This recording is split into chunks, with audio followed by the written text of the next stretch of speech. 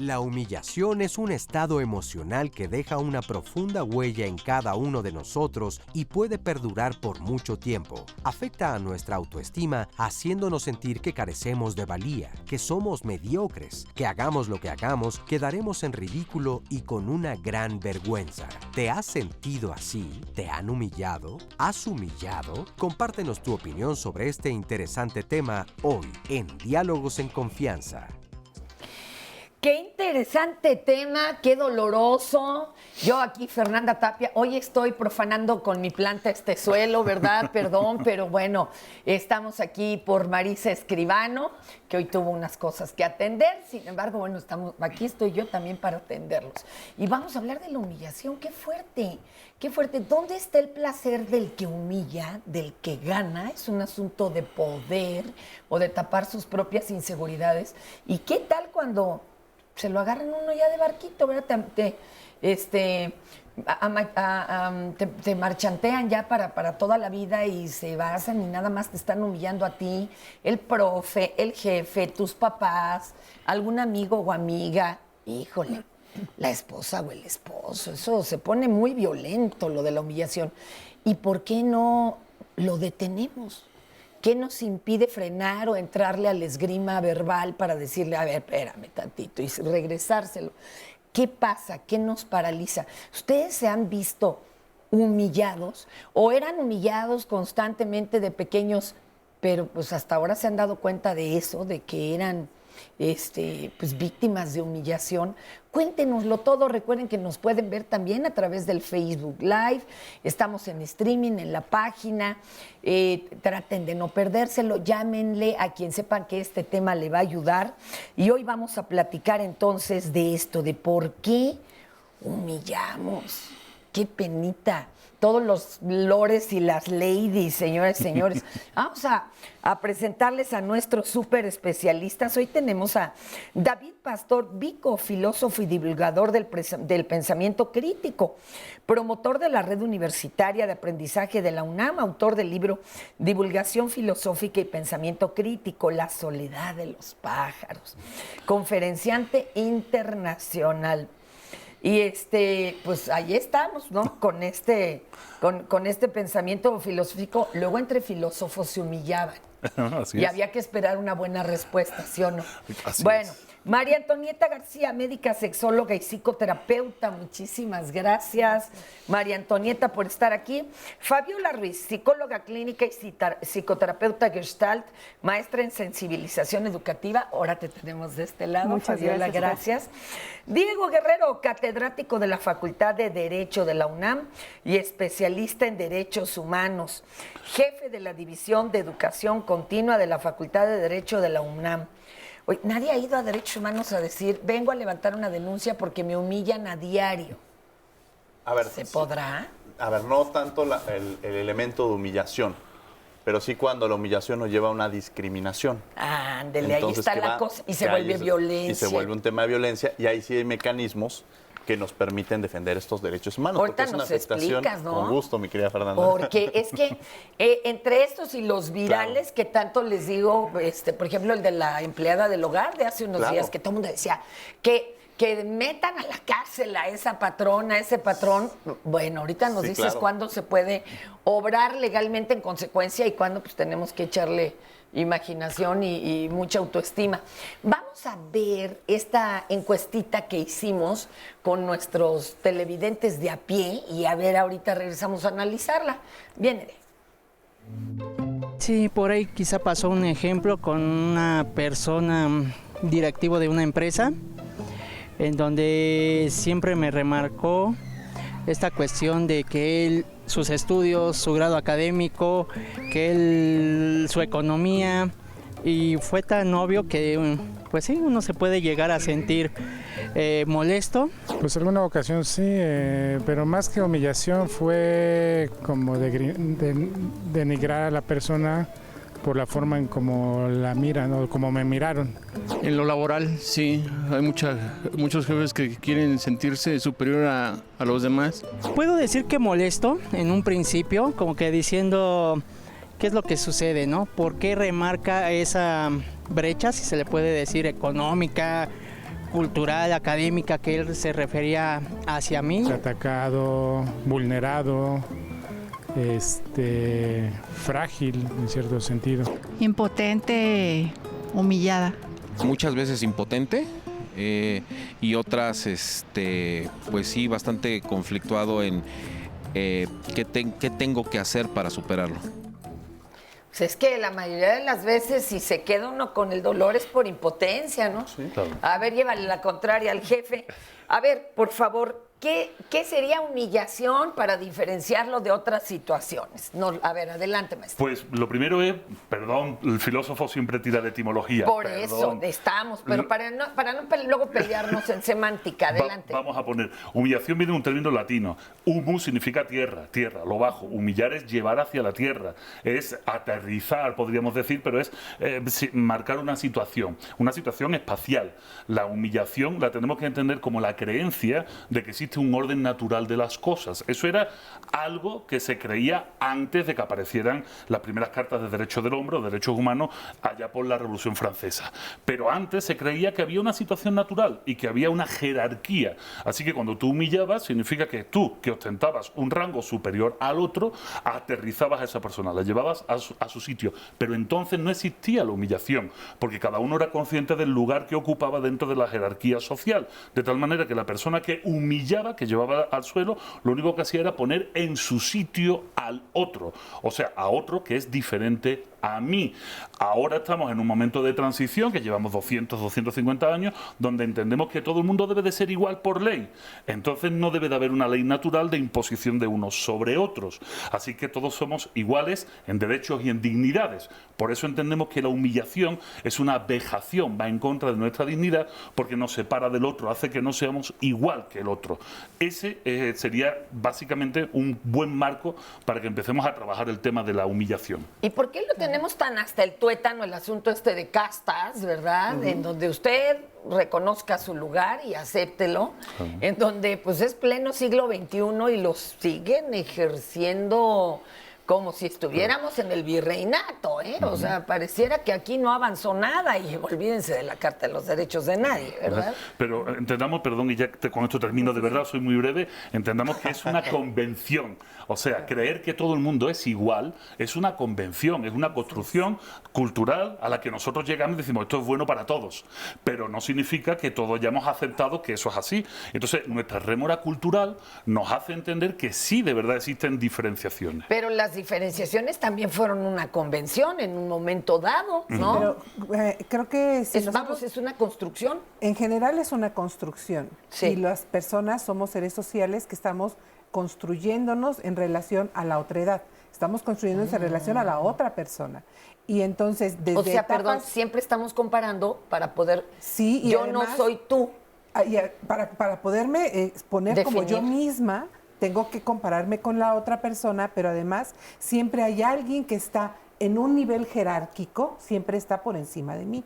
Eso es real. Hay una abuela, hay un padre, hay un hermano, o sea, siempre hay alguien que está en un nivel jerárquico. Aquí a mí me parece que algo que tendríamos que empezar como a cambiar es separar el nivel jerárquico de la relación de poder. Yo creo que nivel jerárquico y relación de poder están los dos mezclados, que hace que entonces se vuelva justamente una situación donde yo no puedo entender que puedo estar en equidad, puedo estar en buen trato, puedo estar en relaciones de construcción, que serían las relaciones jerárquicas, y no en relación de poder. Una relación jerárquica, para poderla entender, sería que donde las personas están en esa posición, ya sea, por ejemplo, los abuelos, los padres, los hijos, los bisabuelos, pues porque no hay de otra. O sea, los abuelos no podrían haber nacido después. Ese es el orden. Y ellos tienen más conocimientos que los que están abajo y más conocimientos que los que están abajo. Solamente que ahí el sistema tendría que ser para construir, para cuidar, para atender, para crecer de arriba para abajo y de abajo para arriba. O sea, todos cuidamos de todos. Y oigan, y a veces no se... Sí. Esto no se puede porque justamente desde la construcción, desde etapas muy tempranas de las civilizaciones, es quién tiene el poder para poder mandar y que no se salga de control y que yo sea más que tú. Ojo, de ahí no es equidad, es que lo haces porque yo quiero. Y entonces, perdón, la jerarquía luego se voltea y los chamacos humillan a los ancianos y... Eso ya es relación de poder. Exacto, y el empleado quiere hacer quedar mal a la jefa y la humilla. A ver. Justamente a mí me gustaría tomar dos elementos que se acaban de mencionar. El primero, hablaba Vico sobre el tema de la Declaración Universal de Derechos del Hombre y del ciudadano. Exacto. O sea, a ver, ¿y a qué horas la mujer y las personas? O sea, a partir de ahí, estamos hablando que no estábamos en una situación igualitaria, equitativa. Primer elemento. Segundo también que debemos de considerar muy claramente es que no se reconocían derechos, se otorgaban derechos, es decir, había un ser superior, que es el Estado, que no me reconocía mis derechos que tenemos por el simple hecho de existir, sino me los estaba otorgando. Y creo que de eso es muy importante porque posteriormente, incluso después de la declaración, que por cierto este año cumple 70 años la Declaración Universal de los Derechos Humanos, se empiezan no a otorgar, sino empezamos ya a hablar incluso después precisamente de la Segunda Guerra Mundial y todas estas atrocidades que se llevan a cabo, entendemos que ya no es un otorgamiento, sino es un reconocimiento. O sea, no me los estás dando, yo lo tengo y me lo estás reconociendo. O sea, a partir de eso creo que eso es muy importante. Y no están ni a votación. No está a votación o se pierde en algún momento por una condición. No. Y hay un elemento, una palabra que ocupó Vico que es muy importante y la pondré con mayúsculas. Dignidad humana. ¿Alguien nos puede quitar nuestra dignidad? No. Nunca. O sea, esta nos pertenece. Entonces nadie puede en ningún momento quitárnosla. Sin embargo, como se mencionaba en la cápsula, sí en algunas ocasiones podemos sentirnos afectados personalmente por una humillación. En un caso que también es importante el tema de subordinación en términos jurídicos. ¿Por qué? Porque no es lo mismo la humillación que se realiza en dos compañeros que están en la misma posición jerárquica a una humillación que se realice de un subordinado. Y pensemos de un patrón a un trabajador. O sea, hay una condición mayor, por poner un ejemplo, en la cual él tiene la posición, una superioridad sobre el trabajador, y en la cual lo puede incluso amenazar, amedrentar, generando una violencia impresionante que se transforma en una situación que puede ser el acoso laboral. Entonces, la humillación nos puede llevar a diversas aristas que tenemos que tener muy claras y que en su momento tienen que ser atendidas. ¿Y hay instrumentos para protegerlas? Sí, y ahorita podríamos platicar de ellos. Pero ¿cómo me doy cuenta de que esto no es un trato regular o que así tiene que ser la vida si desde mi casa me humillan? Creo que eso es como muy importante. O sea, creo que partir de la humillación como un acto, porque de pronto se confunde mucho y en este sentirse humillado, o sea, más bien va de la mano de la vergüenza, pero la humillación como tal es ejecutar un acto hacia el otro, que obviamente tiene que ver con un ejercicio del poder, ¿no? Claro. Y que no está considerando, pues obviamente la dignidad y la individualidad y la diferencia del otro, ¿no? O sea, eso es como muy importante. Y otro aspecto como muy importante que quisiera enfatizar es que la humillación, ya hablando en términos de lo emocional, porque finalmente ese es como la parte que trastoca también a las personas, es un conjunto de sentimientos, pero que también, aludiendo a esta parte, es yo puedo ejecutar la acción, pero también está el otro, ¿no? Y es cómo recibe ese impacto de la humillación, porque es subjetivo. La solución de la humillación es muy interesante porque podemos verla no solo una cuestión histórica, sino hasta desde un punto de vista sexual.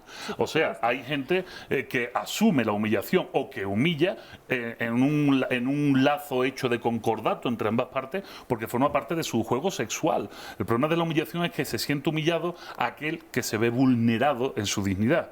Ese es el humillado, el que lo acepta en un juego sexual. O sea, la percepción. Claro. ¿Cómo lo tomo yo? ¿Cómo lo significo? ¿No? ¿Cómo le doy ese peso, ese valor?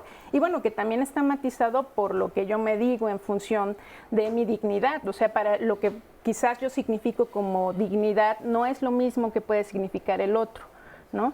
Y creo que es muy, muy importante esta parte de la mirada, ¿no? Lo que decías, bueno, esta parte de dignidad también lo da el contacto y la relación con el otro, la mirada del otro. O sea, el otro, Sartre lo mencionaba, o sea, cosifica, ¿no? al otro, pero el riesgo, mucho del riesgo tiene que ver con si lo cosifica desde una situación positiva de reconocimiento o lo lleva como a una parte de humillación, de nulificar al otro, ¿no? De no existencia. Sí, yo creo que la humillación, un poco siguiendo este tenor, es como el que lo hace y quien lo recibe. O sea, hay personas que pueden estar ejerciendo un acto humillante o una frase humillante que es para descalificar, para someter, para evidenciar a una persona, ya sea uno a uno o en público, y que sí tiene un para qué. O sea, realmente el para qué es para que se sienta avergonzado, para que se no sienta minimizado y que sí, que se mantenga en ese lugar. Oigan, pero la otra es nosotros cómo vivimos eso, porque a veces tú me puedes decir algo y yo puedo no sentirme humillada. Eso, hay veces que se resbala y hay veces que dices, oye, ese sí me dolió. Pero también hasta me ardió la cara de vergüenza. Tiene que ver con cómo yo me he construido y qué significado tiene para mí lo que está sucediendo. Y a veces, a mí me parece que está relacionado justamente con cómo nosotros hemos aprendido a crecer y a estar en relaciones de maltrato desde etapas muy tempranas, porque la familia muchas veces su construcción para educar es a partir del maltrato continuo, y entonces yo ya veo algo que no me parece humillante porque lo viví así en mi casa. Claro. Oigan, antes de irnos a la pausa, les voy a dejar la tarea porque hay que reflexionar. Todos hemos humillado. A veces el que es humillado o la que es humillada va y se lo deja a otra persona, o va a su casa y se desquita con lo que se pueda, o con quien esté más abajo en la jerarquía, hijos y demás. Oigan, hoy, por cierto, están con nosotros en la traducción de lengua de señas mexicana. Bueno, ahorita les digo a Pati. Siempre ha sido un misterio para mí. ¿Cómo puede haber hombres que se sientan honrados con la humillación de sus semejantes? Mahatma Gandhi, político y pensador indio.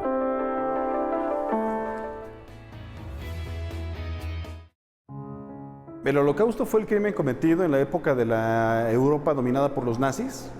Este crimen, que fue planeado, que fue sistemático, cobró la vida de 11 millones de seres humanos. Una característica es la persecución desde un principio en contra de varios grupos, entre ellos la población judía. 6 millones de judíos fueron asesinados.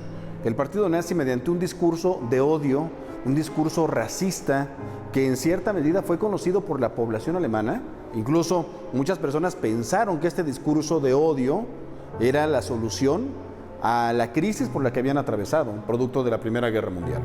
Determina el gobierno alemán, el gobierno nazi, quién es o quién no es superior. Y entonces las personas que son consideradas como inferiores son segregadas. En el museo se muestran los casos de genocidio como una de las manifestaciones de violencia que podemos generar los seres humanos. En estos vagones de carga eran obligadas a trasladarse por la fuerza en cada vagón de 80 a 100 personas. El trayecto más corto en esos vagones, en estas deportaciones forzadas, era de 3 días. 3 días, el más largo 2 semanas. Imagínate después de este trayecto, ¿dónde duermen las personas cansadas?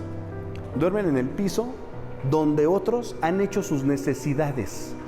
Es un trato indigno, es un trato inhumano, es no ver al otro como igual, es pensar que no tiene ningún derecho, que no vale lo mismo que la persona que está cometiendo este acto denigrante, ¿no? Y lo que muestra el museo es que esos tratos indignos, injustos, inhumanos, no son normales para ninguna persona, bajo ninguna circunstancia. Estamos hablando de extremos porque a eso puede llegar la humillación, Claro. Asesinar. Perdón que ya no les acabé de decir que hoy nuestras traductoras en lengua de señas mexicana son Pati Salazar e Istiel Caneda. Muchas gracias a ellas. Bueno, acá estamos, pero encarreradísimos, con este asunto de la humillación. Y ¿Qué pasa, a ver, en este caso donde tú decías, aquí ya se justifica hasta el orden natural en el Museo del Holocausto? Es un ejemplo paradigmático del orden natural. O sea, los otros no son dignos de vivir porque no son tan humanos como nosotros. La raza aria es la predominante, es la que por legitimidad tiene que ocupar el sitio, ocupar el suelo. De ahí viene ese momento de expansión del régimen del Tercer Reich y sobre cualquier otro. Y no solo por una cuestión racial, sino por una cuestión también de pensamiento. No solo se fue contra los judíos o contra los gitanos o contra los polacos, contra los anarquistas, los socialistas, los comunistas, los sindicalistas, los intelectuales. Las personas con discapacidad, las personas LGBT, todo. Pero fíjate, cuidado, mucho cuidado, porque siempre tendemos a focalizar la Alemania del Tercer Reich. Cuidado, los primeros movimientos eugenésicos, de los cuales el doctor Mengele fue uno de los grandes promotores, no fueron allí, sino en Estados Unidos. La eugenesia empieza en Estados Unidos, la eugenesia tiene un auge brutal en Estados Unidos y permanece hasta los años 70. Y fíjate, y ya con esto... Dinos qué es eugenesia, la perdón. Eugenesia, significa bien, y genesia, nacer. La eugenesia es una mala derivación de las leyes darwinianas por las cuales el hombre toma acción para que nazcan los mejores, los más favorecidos. Y en estos estados sureños de Estados Unidos, donde se aplica la eugenesia, lamentablemente uno de los nietos de Darwin es una de las personas que trabaja este tema, llega hasta tal punto que existe una enfermedad llamada pauperismo. Pauper significa pobre. Así que eugenesian, impiden que los pobres se reproduzcan. Fíjate cuál es el orden natural, entender la pobreza como una enfermedad. Ahora lo llamamos aporofobia o miedo al pobre, ¿no? Que es este sentimiento que decimos, cuidado, si los 4.000 hondureños hubiesen entrado con Mercedes y BMW, no pasa nada. Pero como entran pobres y los niños con la cara llena de moco, entonces sí, no son como nosotros, no son iguales que nosotros y estamos por encima de ellos. Qué fuerte. A ver, acá de mencionar temas muy, muy fuertes. Bueno, ahorita que veamos el video, pensar después, efectivamente, el reconocer lo que sucedió en Estados Unidos tampoco nos permite desconocer lo que visibilizó, porque de alguna manera en materia de derechos humanos y en materia de este tipo de acciones, lo que se pretende es visibilizarlo con el objeto de que no vuelva a suceder. Claro. La Segunda Guerra Mundial lo que nos enseñó fue que nos visibilizó una serie de atrocidades que hasta el momento nos siguen poniendo la piel chinita, pero que no han dejado de suceder. Mencionabas el caso desde luego, el tema migratorio que se está presentando en México, el caso en Estados Unidos cuando gana Donald Trump. O sea, lo preocupante no es que haya ganado Donald Trump en Estados Unidos, sino con el discurso con el que ganó. Y eso lo que reflejaba no era que una persona los discursos que incendió, que se sintieron legitimados y esa misma noche queman, rocian gasolina y queman a una mujer afroamericana embarazada. El domingo Brasil, el próximo domingo, lo que va a pasar en Brasil. A ver, explíquenme un poquito al público qué está pasando en Brasil, porque va ganando una persona muy complicada. El candidato Jaín, esta persona es en segunda vuelta Bolsonaro, el que lleva todas las de ganar y es un partido de ultraderecha. Pero no solo de derecha, amigos, o sea, ultraderecha que ha propuesto cosas como lo que nos están diciendo. Bueno, ya ha llegado a decir que los negros ya no sirven ni siquiera para tener hijos, ¿no? Pero en un país donde la población afro es extensa y mayoría. Sí, pero el problema es, bueno, pues esa jerarquía. De hecho, muchos exfutbolistas famosos que son mulatos han votado a este señor porque ellos no son tan iguales como los otros negros de la favela. Ellos son mejores. Entonces ellos ya no son pobres, por lo menos. Otro de los discursos que decía que él sería incapaz de amar a un hijo homosexual. Sí. O sea, este tipo de discursos son los que él está trayendo y este tipo de discursos son los que... Lo preocupante no es que lo diga, lo preocupante no es que lo diga Donald Trump, lo preocupante es que hay un sector social amplio, enorme, que se siente identificado, y que quizá no lo hace público, se siente empoderado y que demuestra que muchas personas tienen un Donald Trump dentro o un Bolsonaro dentro, que lo que hacen simplemente es, bueno, si lo dice tal persona no me preocupa, lo que me preocupa es que con ese discurso están ganando elecciones en diversos lugares y que reflejan esta percepción. Y en las redes ha sido todo, pero de veras el 90 y tantos % contra los migrantes. Que no pasen porque si aquí de por sí estamos pobres, pero ¿qué tal la cantidad de imágenes que han humillado a la Miss España trans? ¿Ahí qué podemos decirle a esta gente? Yo creo que sigue siendo una visibilización de la ignorancia que tenemos los seres humanos todavía en el 2018, donde pensamos que las personas, que hay solamente dos géneros, que es el binarismo por sí solo y que no entendemos que las personas somos diversas y que además por el simple hecho de ser personas tenemos que recibir un trato digno y tenemos porque lo merecemos y lo merecemos porque somos y somos porque estamos, ojo, no porque tengo que hacer algo para merecérmelo. Esto es muy importante, que la dignidad, como lo habían dicho hace un momento, es algo con lo que yo nazco y con lo que yo tengo que estar, pero que además el poder que me da a mí el conocimiento, sea el que sea, no me da derecho a humillar, a vejar, a discriminar absolutamente a nadie. Simplemente tendría yo que utilizarlo para poder mostrar las diferencias, para aprender de ellas, para poderme colocar yo en mi lugar de aprendizaje y de relación contigo, para podernos entender, ayudar, crecer en relación. Y que si no podemos hacer eso, entonces decir... Con permiso, con la pena. Yo no coincido y entonces... Pero nomás retomando algo, perdón. Aquí nos habla también de que la transexualidad todavía es un tema, como las homosexualidades, las transexualidades y las transgeneridades, son temas que todavía son puntos para poder atacar, vejar a las personas. Y eso es muy grave. Pero qué fuerte lo que decías. A los migrantes mexicanos los humilla Estados Unidos. Sí. Ahora nosotros humillamos a los otros migrantes. Es que yo soy mujer, me humillan, ahora yo humillo a la trans. Yo tendría un elemento que incluso... Perdón. Sí, va usted y luego la compañera. A ver. Yo incluso pasaba igual el caso de los haitianos que venían a México, quizá yo les decía a mis alumnos, antes de darles mi opinión, a ver, ¿ustedes están de acuerdo con que vengan haitianos o del país que a ustedes se les ocurra, lleguen a México y les otorguemos alimento, educación? O sea, jugaba un poco con la pregunta como abogado del diablo. Y muchos decían, ¿cómo? Si nosotros todavía no podemos garantizarlo a los mexicanos. Y dijo, de eso parte. Claro. No es el hecho de que seas mexicano, haitiano, somos personas. Sí.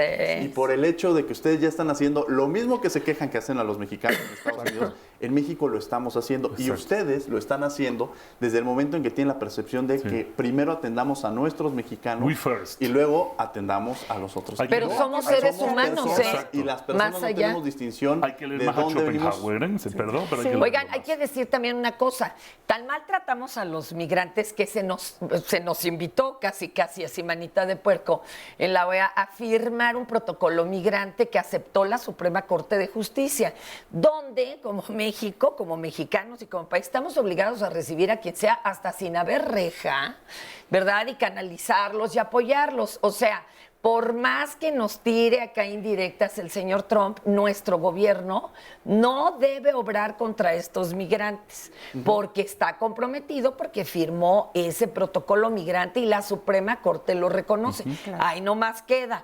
Perdón. Yo algo que quisiera como enfatizar es esta parte de la humillación de pronto se masifica. Esa es la parte como riesgosa, porque efectivamente viene de un discurso de odio muy violento y va permeando en función también de los temores que el otro tiene. O sea, retomando un poco esto que decías, bueno, si yo te manejo el discurso de tus derechos, tus oportunidades se van a ver menoscabadas porque alguien más va a llegar a robarte, a despojarte de esa parte, pues obviamente ese es el elemento clave para masificar también esta parte de la humillación, de la discriminación y de la no incorporación. Hay una teoría que nos decías de la masificación a través de las redes, ¿no? De coreano. El coreano Byung-Chul Han, el surcoreano afincado en Berlín, nos dice que el uso de las redes sociales es un uso anónimo, incluso dando la cara, realmente eres anónimo porque no eres nadie.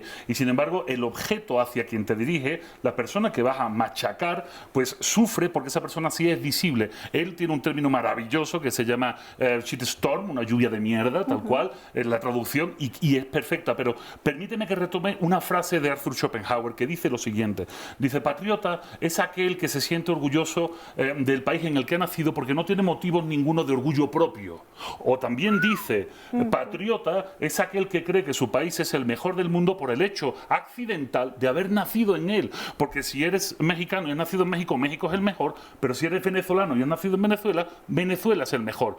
El problema de estas humillaciones y de creernos por algún orden natural es tan estúpido que no depende de nosotros, sino de la acción accidental de haber nacido en cierto país, de haber nacido hombre o mujer biológicamente, o de que te hayan puesto un nombre u otro. O sea, fijémonos, los comentarios hacia la transexual española es que no es mujer. Bueno, ¿y qué? ¿Y tú sí lo eres? ¿Y qué has hecho para serlo? Has nacido mujer por accidente, podrías haber nacido hombre, podrías haber nacido mujer. No estás legitimada por el hecho fortuito de haber nacido mujer para denigrar a otra persona. Y cuidado, que esta persona lleva toda la vida luchando para que se le reconozca como mujer. Esta persona se ha enfrentado a la sociedad, se ha enfrentado al mundo, se enfrenta públicamente a un shitstorm, a una lluvia de mierda, a un escarnio público por defender que es mujer. Ha hecho más que cualquier mujer por demostrar que es mujer. Además, científicamente comprobado, nació mujer. Sí, es mujer. O sea, tal vez no tenga los genitales de mujer, pero nació mujer. Así que si dicen,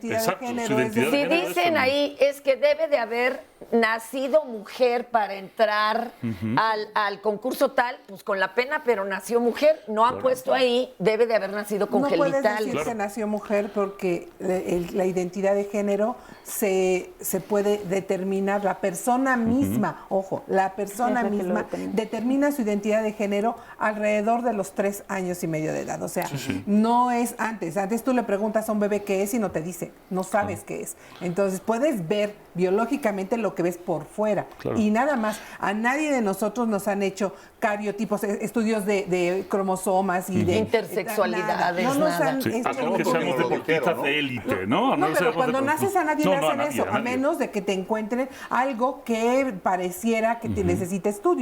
Pero si no, a ninguna persona le hacen estudios para ver cuáles son sus cromosomas, etcétera. Pero a mí algo que me gustaría como ver es que esto que estamos hablando en macro se viene al micro. Y venirse al micro, o sea, yo no puedo hacer algo ahorita por lo que está pasando en Brasil, por lo que está pasando en Venezuela, por lo que pasa justamente también en México, pero sí puedo hacer algo cuando veo que en la escuela de mi hijo, de mi hija, están humillando.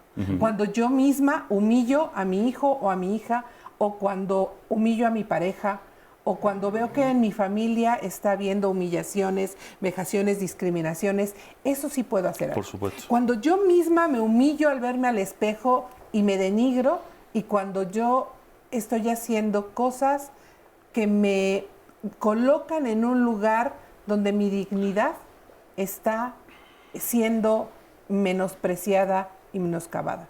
Y con eso yo me relaciono con los demás. Yo creo que ese es el punto que a mí me parece que tendríamos que ir llegando para que nosotros podamos sí dar una propuesta de qué hacer en micro para poder ir interrelacionándonos y cambiando las formas de humillación sutiles y graves como las que hemos visto, que existen, que han existido y que seguirán existiendo. Preguntabas, ¿alguna vez hemos humillado? Y yo te digo, sí.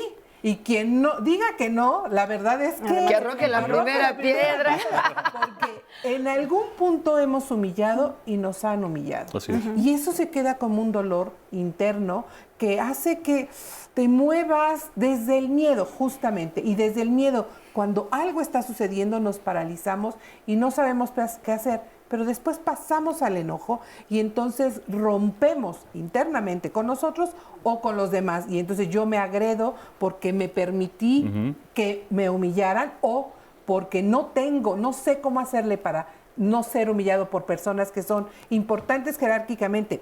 En principio, madre, abuelo, y contra padres, quien no etcétera, me puedo desquitar. Y contra los jerarcas, ¿no? Y además qué terrible porque, vemos un video donde fulano humilla, no sé, a la trabajadora del hogar.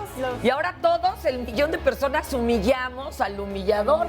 No, bueno, pues así no vamos a acabar nunca. Nos reímos de las humillaciones. Eso es trágico. Las avalamos. Ahorita regresamos y vamos a leer todos sus comentarios y sus experiencias. Ahorita regresamos. Ostentar poder. Que busca, pues yo creo que en cierta medida satisfacción personal.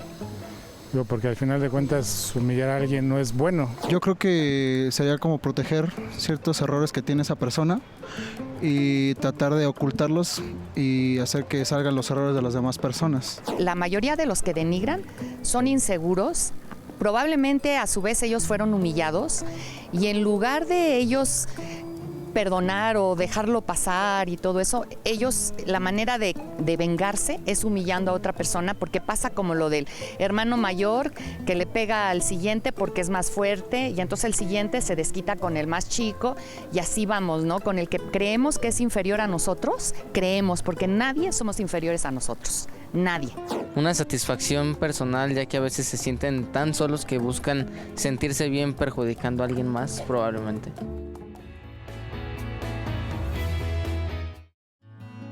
He sentido siempre una sensación de superioridad, casi hacia quien sea, sobre todo a los que he tenido más cerca, ¿no? Que son mis familiares, mis papás y mis hermanos, sobre todo las hermanas. Entonces, pues yo pensaba, pues si no te fue bien, pues búscale, ¿no? Pero con una emoción muy fuerte de querer que la gente pues se mueva y se haga cargo de sus situaciones. Terminaba imponiéndome. Sí, con mis palabras terminaba imponiéndome, pensando que tengo la razón. Yo hablaba todo tal cual lo sentía, tal cual lo pensaba y lo sentía, y me di cuenta que algunas cosas que yo decía las llegaban a hacer sentir mal.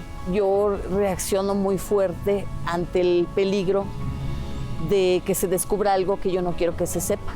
Y sí me doy cuenta que es con las personas más débiles. Lo que hoy veo que veía mi familiar en mí es que yo tengo pues muchos problemas en el trato con la gente principalmente. Lo último que viví antes de llegar a la agrupación fue estar peleé con mis familiares. Y muchas veces pues sintiéndome muy decepcionada porque como que ya no me dejaban ganar. Hoy pues ya, yo sí noto cuando ya estoy a punto de explotar a veces, y sí le he podido bajar mucho. Qué interesante, ¿verdad? Ahora le he podido bajar, pero pues es que antes no se daba uno cuenta. Oigan, y otra cosa muy interesante, siempre me ponía yo con los que eran, bueno, pues que no se podían defender, o pues sí, de tarugo se pone uno con alguien que le va a regresar el bofetón, ¿verdad? Bueno, acá me están diciendo, a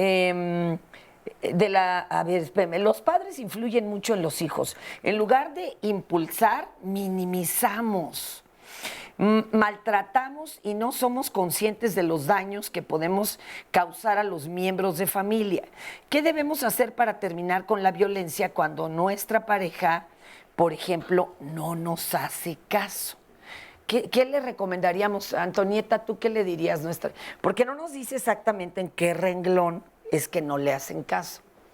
Yo creo que hay tres cosas. La primera es que tendrían que empezar a preguntar qué es lo que está pasando, para qué están haciendo las cosas y cómo las están haciendo. Y solamente hay dos partes. O le están haciendo desde el buen trato y desde el cuidado, o le están haciendo desde el maltrato y desde el descuido. Esas dos posibilidades lo pueden decir las mismas personas integrantes de la familia, cómo se están viviendo en eso que están haciendo. La segunda es, si ya lo están hablando, ya encontraron en qué lugar están, tendrían que empezar a hablar cómo cambiar cada una de las cosas que ellos están haciendo en el maltrato para poderla colocar en buen trato. Cosas propositivas de buen trato. Y la tercera es que si no pueden con ello ellos solos, necesitan pedir ayuda, personas que puedan ayudarles en los grupos de ayuda para padres, para familias, con psicoterapeutas, con personas que puedan trabajar justamente la comunicación, la autoestima, la valoración positiva, la aceptación incondicional, etcétera. ¿Verdad? Creo que tocaron un punto muy importante, que es cómo estamos educando. Y a veces educamos a través de la agresión. Cuando un niño realiza un acto, le decimos, eres un tonto, estás mal. Y a partir de eso estamos humillando y estamos educando. Pensamos que se está educando a través de ese mecanismo, cuando podrían decir al niño, oye, tú eres muy inteligente, no tendrías por qué realizar esto. Pero parece que las palabras humillantes son las que más entran y son las que, y al efectivamente, entran dentro del cuerpo, entran dentro del alma de la persona. Y en el futuro, cuando una persona le dices tonto, alguien seguro, alguien que no se siente tonto, quizá no lo va a tomar, o sea, no le va a afectar. Pero alguien que desde niño le dijeron que era un tonto, que estaba mal, O sea, ese tipo de palabras, claro que le van a afectar y va a necesitar, cuando le entra, va a necesitar sacarlas. Y ese mismo que en su momento, como le decías, Fernanda, fue agredido, en el futuro se vuelve agresor. Entonces, el tema de inseguridad, el tema de violencia, el tema de todo lo que nos está aconteciendo en el día a día en el país, no es casual. O sea, vivimos en una sociedad que es violenta, que es agresiva, pero que es agresiva desde que somos niños, nos están tratando de esa manera. Y en la medida en la que, yo soy convencido de algo, siempre digo esta palabra, que la solución a todos los problemas es educación, educación y educación. Claro. Pero esta educación, no solamente a veces pensamos que la educación es la formación académica, no. Educación desde que estamos y cómo nos estamos reeducando y enseñando el día a día. Y la reeducación, ¿no?, tendría que tener también un trabajo actitudinal, trabajo de actitudes, de formas de relacionarnos con los demás y de sentimientos. O sea, sí necesitamos empezar a trabajar con qué estamos sintiendo, cómo lo estamos sintiendo, para poder ver cuál es la forma como yo tengo que hacer un cambio. No puede haber un cambio en el afuera si yo no estoy cambiando. Si yo cambio y hago algo propositivo para poder estar en bienestar, entonces comienzo a pedirle a los otros que también hagan cosas para estar en bienestar. Y si no, yo tomo mi responsabilidad, que es quitarme y ya no seguir reproduciendo esa violencia entre personas. El problema, y ya, perdón que intervenga, el problema de este discurso que estamos teniendo es que creo que la palabra yo está imponiéndose sobre todo, ¿no? Entonces, tenemos que tener un poquito de cuidado porque también humilla a aquel niño o niña criado con todos los parabienes, haciéndole creer que es la mejor persona, que está por encima de todos los demás, con una autoestima bárbara y que sin embargo es un perfecto cretino y que se comporta como un imbécil con los demás. ¿Cómo guardar entonces el término medio? Para no matarle la autoestima, pero para no volverlo un soberbio. Creo que hay una parte importante que me sumo, es educación en las emociones, en el autoconocimiento. Y eso creo que sí se tiene que originar desde edades muy tempranas. O sea, si el niño, el pequeñito, se empieza a conocer y empieza a conocer qué siente, entonces le va a ser mucho más fácil poder llegar al otro a través de la empatía. Si yo no conozco qué siento, qué se siente ser humillado, si yo no me siento o no soy plenamente consciente de lo que es la vergüenza, cómo se siente y cómo se vive, entonces yo no voy a poder tocar con el otro, ¿no? Así como esta parte en donde puedo estar generando niños muy narcisistas, ¿no? En donde tienen todo el contexto para hacerlo. Bueno, Trump es parte de esa personalidad, ¿no? El narcisista lo que hace es sufrir, no sufre expresamente él, ¿no? Porque finalmente tiene todos los privilegios y los goces, ¿no? Diego. Ahora, hemos hablado de diversos sectores, hemos hablado desde los migrantes, hemos hablado sobre las mujeres, o sea, cómo han sido discriminados, pero también la discriminación interseccional, es decir, cuando eres mujer, cuando eres migrante y cuando eres indígena. No, bueno. O eres mujer, tienes una discapacidad. O sea, no solamente es verlo, exactamente, eres lesbiana. O sea, se conjugan una serie de elementos que al final son grupos no vulnerables, ojo, en situación de vulnerabilidad. Entonces, ¿por qué es en situación de vulnerabilidad? Porque no es que ellos estén vulnerables, sino que el contexto social es el que los pone en esas condiciones y que hay que tener muy claro que muchas veces suceden estas acciones. Pero mira, de la mano de lo que dice Diego, educación, educación, educación. Veamos los ejemplos que han funcionado. Y los ejemplos que han funcionado, nos remitimos como siempre a Finlandia, nos ponemos todos los profesores la mano en el pecho cada vez que hablamos de Finlandia, consiguieron acabar con el bullying, que es una forma de humillación, con una cuestión que vuelvo a retomar de aquí. No se basaron en la educación del yo, sino en la educación del nosotros.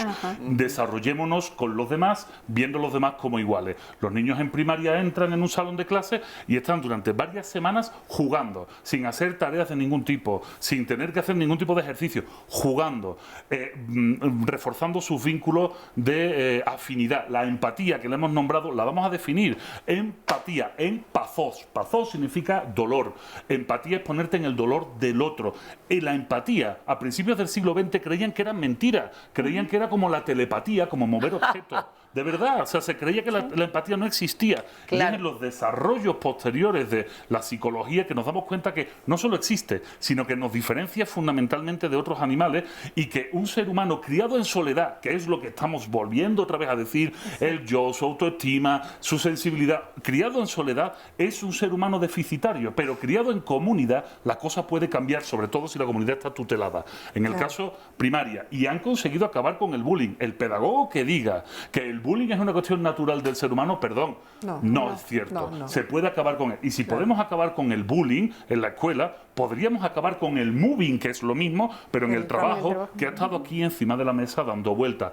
Volquémonos un poco más en la mirada del otro, en la otredad, en Levinas. Busquemos una educación sobre el otro, en común, y entonces a lo mejor empezamos a ver otras cosas, ¿no? O sea, sí, solo que aquí yo quisiera solamente aclarar lo siguiente. Por lo pronto, cuando yo hablo de la persona misma, no es la persona en soledad. La persona está en 3 espacios funcionando todo el tiempo. En el espacio personal, que es yo conmigo, en el espacio relacional, que es yo contigo, con cualquier otra persona, en relaciones de 2, y cuando estoy yo en lo social, de 3 en adelante, o sea, más de 2, yo ya estoy en un espacio social. Entonces, sí necesito estar cuidando cómo me relaciono conmigo, con los otros y con toda la comunidad, y de ahí nos podemos ir hacia la sociedad, la colonia, la familia, el país, etcétera. ¿Por qué sí necesito ver estos 3 espacios? Porque yo sí me tengo que hacer cargo de lo que yo hago y lo que yo digo. Claro. Porque yo sí me tengo que voltear a ver, porque yo soy la única que sé qué siente, cómo lo siente, dónde lo siente, qué necesito. Y yo soy la única que me puedo responsabilizar de mi vida, de mi cuerpo, de mi salud. Y ahí, por supuesto, que también está la otra persona. Claro. Y como lo dije al inicio, yo me construyo también viendo al otro. O sea, viendo a las otras personas, veo que en qué me parezco y en qué no. Qué sí me gusta de la persona y qué no. ¿Qué partes mías puedo cambiar? Y creo que ese es el punto donde no hemos podido llegar, porque nos hemos vuelto como yo, pero yo sin ver al otro. Y sin asumir responsabilidades. Así es. Porque el problema es que estamos educando en un yo no responsable. Pero, y si miramos órdenes tribales, veremos que se crían en un nosotros de mutua responsabilidad. Claro. Oigan, tiene que ver con el autoconocimiento. Esto que dices de tengo que reconocerme, conocerme, ¿no? Y para poder entrar en el contacto con el otro, también eso te lleva al conocimiento de los otros, y por tanto también te construyes a partir de la relación con los otros. O sea, no es una construcción individualista, porque finalmente es lo que se ha generado. Y lo que tenemos que ver es una visión comunitaria, una visión distinta de lo que se ha generado últimamente. Yo tomaría mucho la palabra, y creo que es una palabra que tenemos que tener todos los días, de empatía. Y lo decías, Rico, o sea, la palabra empatía es algo que tenemos. Si nosotros estamos viendo estas imágenes del Museo de Memoria y Tolerancia y no sentimos nada, si cuando estamos frente a una persona que vemos que le están humillando y no sentimos nada, si cuando estás humillando a una persona y eres indiferente, creo que hay parte mucho de lo que estamos haciendo, que estamos deshumanizándonos y estamos perdiendo esta parte. Ahorita nos platican de las neuronas espejo que tenemos en el plexo solar, pero ahora por empatía préstenos acá el balón tantito para que Dolores nos platique, a ver, su experiencia en esto. Yo si quiere le ayudo para que esté más cómoda, Dolores. Gracias, muy linda. Platíquenos. Buenos días. Sí, pues yo en un tiempo que trabajé, mi vida fue de mucho trabajo, y tuve una oportunidad de que mis jefes, yo era secretaria, pero uno de mis jefes, el director, me puso en un puesto muy importante que se llamaba de hogares sustitutos, donde se atendían niños huérfanos y abandonados. Pero yo tenía un grupo de trabajo social a mi cargo, y yo era secretaria, y ellas eran, inclusive algunas, licenciadas en trabajo social, gente muy preparada, capaz también, pero yo sí me sentí humillada. ¿Por qué? Porque no me creyeron capaz de ese puesto. Entonces llegó la situación de que en un tiempo prudente yo quise renunciar, y fui con mi jefe y yo le dije que yo renunciaba a eso porque yo me sentía mal con mi personal que tenía a mi cargo como 25 personas. ¿La trataban mal o solo usted se sentía menos? Yo me sentía por la situación del trabajo, no les parecía luego lo que yo hacía, Y entonces sí me sentía bastante mal. Pero mi jefe me dijo, no, usted se me queda ahí porque ahí yo la necesito. Entonces, gracias a Dios, me dio unas palabras que me ayudaron mucho. Me dijo, ya quisieran muchas trabajadoras sociales tener la calidad humana que usted tiene. Y yo ahí la necesito. Y duré 16 años en mi cargo. Me preparé, logré conquistarlas, pues, me preparé y después me aceptaron ya totalmente porque fueron capaces de llevarme ante el sindicato y todo, ¿no? Wow. Pero yo, gracias a Dios, y a que me preparé y me gustó tanto mi trabajo porque fue un trabajo muy humano, el trabajar con esos niños y niñas. Y de ahí en adelante siempre fui jefe, trabajé con ancianos también. Y aquí estoy. Ahora tenemos un grupo en casa tuya. Gracias. Aquí estamos, se llama Gente Grandiosa. Ajá. Y seguimos trabajando. Estamos dirigidas por el doctor Ismael Ramos, que se encuentra aquí. Y pues seguimos en la lucha, ¿no? Pero sí, yo me sentí mal al grado de querer renunciar. Afortunadamente no fue así y tuve todavía muchos años de trabajo, gracias a Dios. Y a que nos preparamos. Quiero preguntar y retomar aquí lo que nos cuenta Dolores.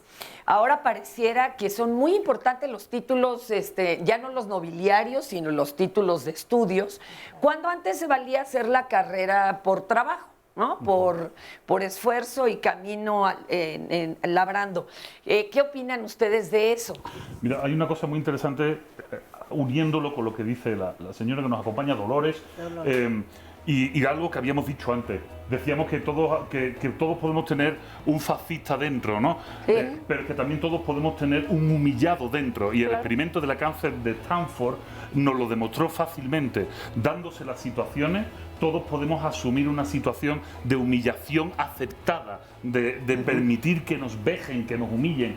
Y eso es algo que se da mucho en los ambientes laborales. Tú no vales para esto, todo el mundo te acosa y al final acabas sometiéndote. O sea, un momentito, mi Vico, y ahorita regresamos para seguir platicando de por qué humillamos.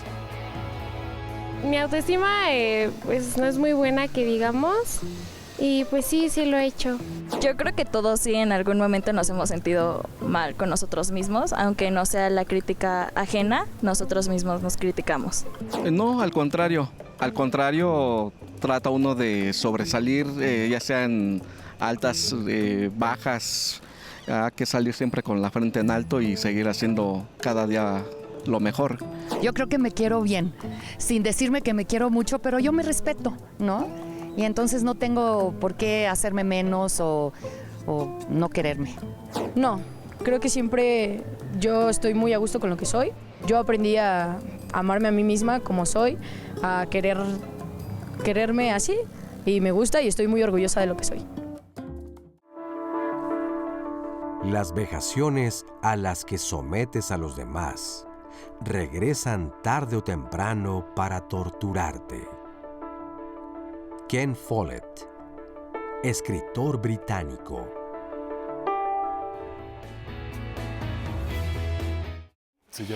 Bueno, ya me escribió el señor Fernando Fernández que qué hago yo aquí, discúlpeme. Pues tenemos que apoyar también a la compañera Marisa Escribano, pero mire, usted no se preocupe, ya la próxima semana ella está aquí, pero a mí sí me toca mañana conducir diálogos, pues jueves de sociedad con acciones contra la contaminación por plástico. Pareciera que ahora hemos empezado medio a reaccionar por unos cuantos videos virales, fotos y campañas, pero ¿qué tanto de veras estamos obrando en consecuencia? Y no nada más nos asombramos y lo pasamos, ¿no? El video.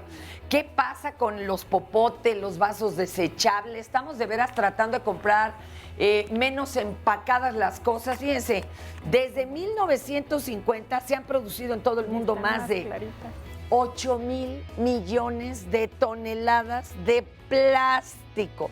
¿Cuánto creen que se ha reciclado? Solo el 9%.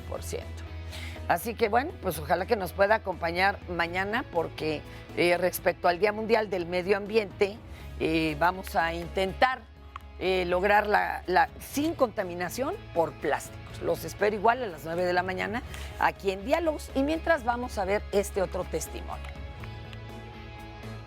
Creer que todo el mundo es igual es una convención, es una construcción cultural a la que nosotros llegamos y decimos esto es bueno para todos, pero no significa que todos ya hemos aceptado que eso es así. ¿Quién tiene el poder para poder mandar y que no se salga de control y que yo sea más que tú? Ojo, de ahí no es equidad, es que lo haces porque yo quiero.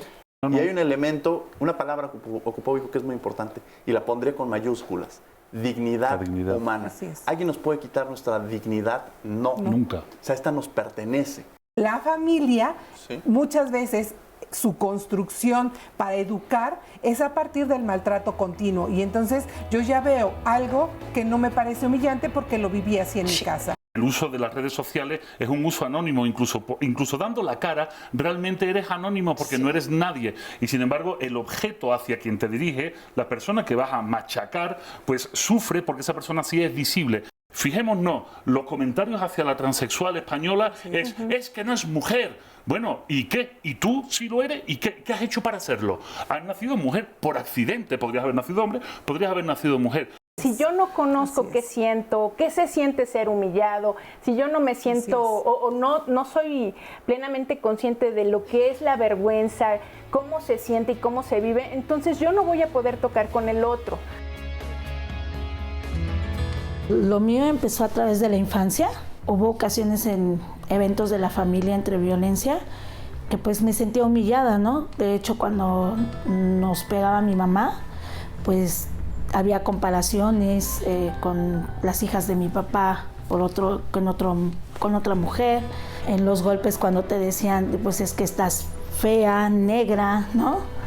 Y ahí esa parte es donde yo me siento humillada, ¿no? Y desde ahí yo siento que vino todo lo demás, porque vuelves a caer en otro tipo de lugares y también vuelves a vivir humillación y muchas veces pues ni siquiera las percibes, ¿no? Ahora sí que todo lo que te dice la gente, te la crees, que eres burra, que no eres apta, que toda la gente es mejor que tú. Pasó mucho tiempo y entré a trabajar a un centro nocturno, ¿no?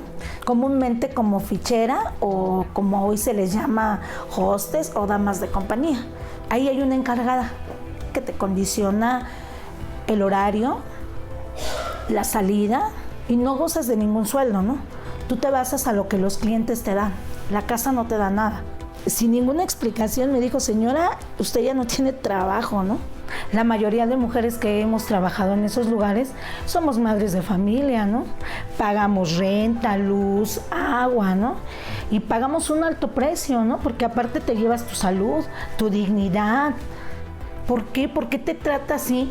Si es de la misma especie como tú, es mujer, es sola, se la ha pasado también difícil como tú, ¿no?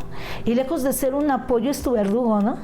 Yo te voy a poner de ejemplo a mi madre, ¿no? Es muy duro lo que te voy a decir, pero ella no tenía más que darme porque a lo mejor quiero pensar que ella fue tratada igual, porque yo lo hice igual, ¿no? Yo lo que aprendí de mi mamá, desafortunadamente, y te lo digo con dolor y con vergüenza, yo repetí el mismo patrón en los hijos, ¿no? A groserías, a mentadas, a golpes. Pero cuando también aceptas que fuiste solamente la réplica de una muy mala película, tratas de empezar a reconstruirte. Qué fuerte. Y la necesidad, ¿será de veras la necesidad la que nos obliga a seguir soportando la humillación? Ahorita nos van a platicar. Déjenme leerles un montón de llamadas que tenemos por acá y de tweets y de todo. Vamos. Dice, soy humillada y violentada por mis propios hermanos e incluso estos actos me han afectado en mi trabajo y en mi círculo. ¿A dónde puedo acudir para defenderme de estos actos? Y una última cosa, no siempre el agredido se convierte en agresor, nos dice la señora León. ¿Qué tendría que hacer la señora León para que por lo menos primero aprendiera a detener esto y que no lo aceptara? ¿A dónde la recomendamos? A ver, hay varias instancias, desde la perspectiva jurisdiccional, que puede acudir en caso del tipo de violencia que esté recibiendo, se puede presentar una denuncia ante el Ministerio Público en caso que haya actos que sean mucho mayores, ¿no? Tanto la ofensa física como desde la ofensa psicológica, que en un momento dado se puede llevar a cabo. Yo sí creo que a veces existe esta violencia física que conocemos y a veces verbal, incluso violencia no verbal. ¿Sabes? Podemos ocupar una seña o podemos ocupar y estamos ofendiendo y estamos dañando a alguien. También existen dos organismos que son muy importantes. El primero, la CONAPRED, que es la Comisión Nacional para Prevenir la Discriminación, al cual puede acudir cualquier persona. O sea, la verdad es que no se requiere ni siquiera la presencia de un abogado. Muchas veces pensamos o nos da miedo ir a este tipo de organismos porque decimos, híjole, tengo que pagarle un abogado. ¿Y si les dan seguimiento? Sí, y me atrevo a decir, quizá yo tomaría la parte porque estuve mucho tiempo y además tengo mucho acercamiento en el caso de la Comisión Nacional de los Derechos Humanos. La Comisión Nacional de Derechos Humanos es un organismo que sus orígenes, pues justamente la iniciativa que tiene es defender la dignidad de las personas. Se le da un seguimiento, incluso creo en algunos de los programas hicieron alguna llamada que me hicieron favor de llegar de alguna persona que estaba siendo afectada y yo personalmente me atreví a darle seguimiento y son casos en los cuales desde luego ahora hay que tener mucho cuidado cuando es un funcionario público, o sea, la violación en materia de derechos humanos, quien la ejerce generalmente es la autoridad, no la podemos realizar los particulares. Entonces, si es decir, me dicen, mis hermanos me están violentando y quiero ir a acudir a la Comisión Nacional de los Derechos Humanos, no sería el lugar idóneo. La CONAPRED sí. Pero en el caso de que fuera un funcionario que me está violentando mis derechos humanos, puedo acudir desde luego a la Comisión Nacional de los Derechos Humanos y sí me atrevo a decir que se le da un seguimiento oportuno. ¿Y si es oportuno. entre hermanos, padres, a los hijos, eso ya es materia civil o sea, están incurriendo en una violencia directa? Sí, ¿Eso luego. a dónde se lleva? Sí, desde luego, en un inicio, el tipo de violencia que tendríamos que catalogar qué tipo de violencia o especificar qué tipo de violencia se está llevando a cabo, pero puede llevarse no solamente en la vía civil, también se puede llevar en la vía penal. Entonces podríamos, en el caso de la vía penal, porque es violencia. Porque es violencia, pueden acudir al Ministerio Público, se presenta la denuncia correspondiente, poniendo todos los actos que se están llevando a cabo, para que se pueda darle seguimiento al mismo. Aquí estamos hablando de un delito.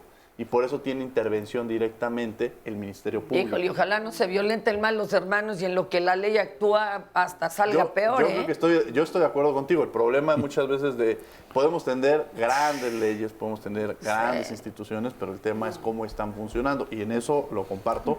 Pero la realidad también es de que si nos quedamos con este mensaje de es que no hacen nada, y por eso no lo hice, también quizás estaremos mandando se perpetúa, ¿no? Se perpetúa y entonces no le damos seguimiento. Yo sí los invitaría a quienes nos están viendo a que efectivamente traten de ejercer este derecho, más bien no que traten, que ejerzan este derecho ante los organismos correspondientes, como en caso de que sea un delito en el Ministerio Público, o en caso de que nos vayamos, que un funcionario que pasa cotidianamente está violentando mis derechos humanos, incluso en el trabajo, que son funcionarios, pueda yo acudir a un organismo como la Comisión Nacional de los Derechos Humanos. Miren, aquí dice una chica, el tema me parece muy difícil y complejo, creo que el origen de todo es que no nos damos cuenta de cuando humillamos o somos humillados. Pues es que se vuelve cotidiano y aprendemos a normalizar esto. Yo viví en una familia donde se burlaban de mí desde pequeña. Nunca supe por qué. Fui el objeto de la burla y me doy cuenta de estos hechos, pero mis hermanos y mi madre siguen sin darse cuenta.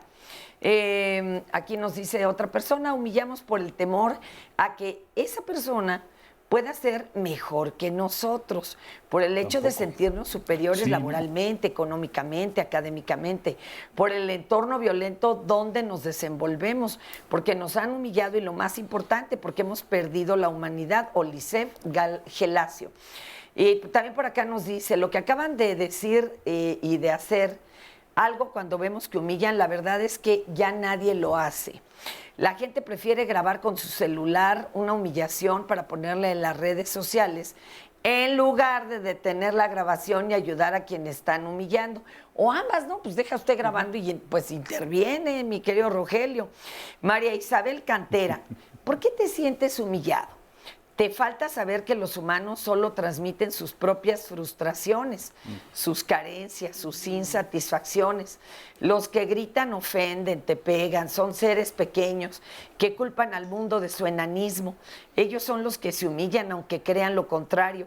Si te sientes humillado, revisa tus propias carencias. Tete Castañeda, el que humilla, fue humillado y eso para esa persona entonces es natural. ¿Qué opinan de esto? A ver, Vico.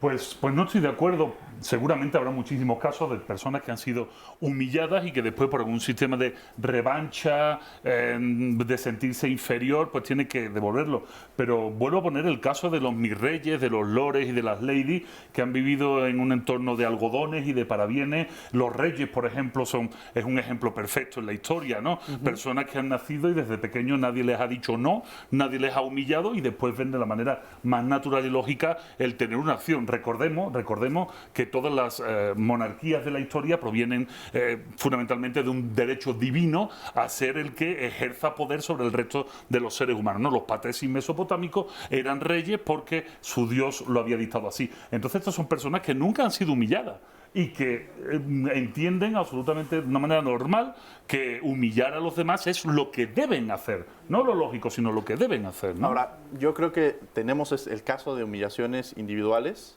pero también se ejercen humillaciones colectivas. Por supuesto. O sea, comunidades en las cuales se está humillando. El tema que mencionamos anteriormente de los migrantes, es decir, hay una humillación generalizada muchas veces que tampoco podemos dejar afuera. Y ahorita, hace rato que mencionaba los mecanismos que se pueden utilizar, se puede acudir de forma individual a presentar una denuncia o acudir a presentar una queja ante los organismos que mencioné anteriormente, o también se puede realizar como un grupo que ha sido desatendido o que ha sido ofendido, puede acudir también a estas instancias, ¿no? Y creo que, retomando un poco, el tema de la humillación por eso se vuelve muy compleja, porque tiene muchas aristas. O sea, tiene desde esta visión de normalidad, porque es donde yo estoy en el contexto, y es lo que me permite tener control sobre el otro. Como la apartheid en Sudáfrica, por ejemplo. Exactamente, ¿no? Que finalmente alude a situaciones de grupos también, ¿no? O sea, que ejercen control sobre otros, porque no me parezco, o el otro no se parece a mí, y entonces eso hace que tenga una dignidad o una valía mucho menor. O piensa diferente. Claro. O piensan diferente, efectivamente. Y ahorita lo que decían de los ladies y lords o el tema de los celulares, a ver, creo que efectivamente jugamos o entramos a esta parte de que posteriormente terminamos humillando al que inició la cadena de humillaciones. Pero lo que sí creo es que estos medios lo que nos permite es, repito, visibilizar. O sea, no es que se humille hoy más que antes. No. Simplemente que antes no teníamos todos estos medios que permitieran visibilizarlo. Ahora las redes sociales juegan un papel muy importante que lo que hacen es visibilizarlo. Entonces ahora nuestra conducta pareciera que está dependiendo, ya no, que eso también es lamentable, ya no de porque yo estoy consciente que estoy humillando, sino porque nos preocupa estar siendo visibles ante lo que estamos haciendo. Pero hay un ejemplo, te la volteo, o sea, nuevamente tenemos siempre los ejemplos de ida y vuelta. El que con el teléfono en la mano humilla, por ejemplo, a alguien que puede ejercer una función pública y se extralimita esperando la reacción del otro, y lo hemos visto en infinidad de casos y que sería, pues yo creo que absolutamente denunciable también, ¿no? También. Oigan, y por acá, a ver, mi querida Cristina, platícanos. Pues yo creo que en general, bueno, casi la mayoría en ciertos, ¿cómo le podría decir?, niveles, yo creo que sido humillados y también hemos humillado en distintas fases o diferentes... ¿Y a ti te han humillado, Cristina? Sí, claro. ¿Algún caso que recuerdes, trabajo, escuela, sí, trabajo, infancia? En un trabajo. ¿Qué te decían o por qué? Pues, más bien yo sentía que era una especie de ira que descargan hacia uno por ser, pues digamos que un empleado, ¿no? Pero más que nada yo siento que se humilla en esa fase, en la fase del coraje que uno tiene y que hay que desquitar con alguien, y que, como lo han mencionado muchas personas, ¿no? Ver a alguien menor o más indefenso, que no va a haber una reacción de que se va a voltear. ¿Y tú te has cachado humillando a alguien que hasta dices, claro que híjole, sí, claro que creo sí, que sí, la regué? Sí, exactamente, también. ¿Y en qué circunstancia estabas tú también con la ira contenida ahí? Sí, siento yo, al menos en mi experiencia personal, que siempre hace ese tipo uno de situaciones, el desquitarse, humillar, hacer sentir mal a la gente, ¿no? Es como no encontrar otra forma de sacar esta ira. Exactamente. Oye, después te disculpaste y ya mejor ahí quedó el golpe. Pues mira, yo creo que por lo general nunca nos disculpamos porque en ese entonces no tenemos la capacidad de ser honestos o de, ¿cómo decir? De reconocerlo. Ajá, de reconocerlo, ¿no? Que también reconocen que ¿Sanaría un poco el asunto tanto del humillado como de quien humilla el reconocerlo y ofrecer una disculpa? Aunque a veces ya luego no es una disculpa pública, y la humillación fue enfrente de todos. Ahorita hablamos esto de cómo sanarlo y cómo detenernos a tiempo. Oigan, o cómo ponernos una armadura y que no se nos enganchen las humillaciones, porque cómo duelen. Ahorita regresamos. ¿Lo ha pensado? ¿Por qué humillamos? Regresamos. Aunque había sido derribado por un burro, aprendí que humillar a otra persona es hacerle sufrir un destino innecesariamente cruel. Nelson Mandela, político y activista sudafricano que presidió su país de 1994 a 1999.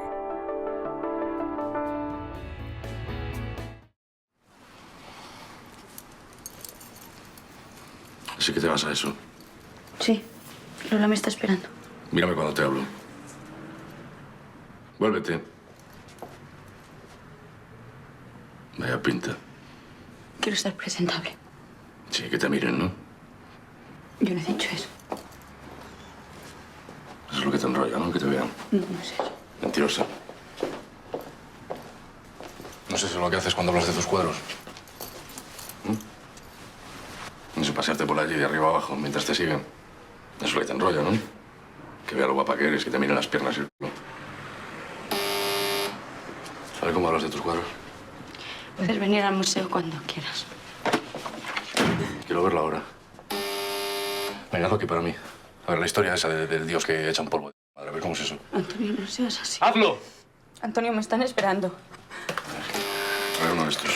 A ver, este, el de las gordas en pelotas. A ver, ¿cómo es esto? ¿Qué hacen? ¿Esta qué es? Esta que es la diosa de la menopausia que le toca el chichi a la diosa de la celulitis. ¿Cómo es esto? ¿Qué pasa? ¿No te gusta este? ¿Y este? Este tampoco. ¿Y este? ¿A qué pasa? ¿Por qué no lo cuentas? ¿Qué pasa? ¿No hay público suficiente aquí para contar tus gilipolleces? No, lo que te gusta es que te miren, ¿no? Y eso es lo que te enrolla.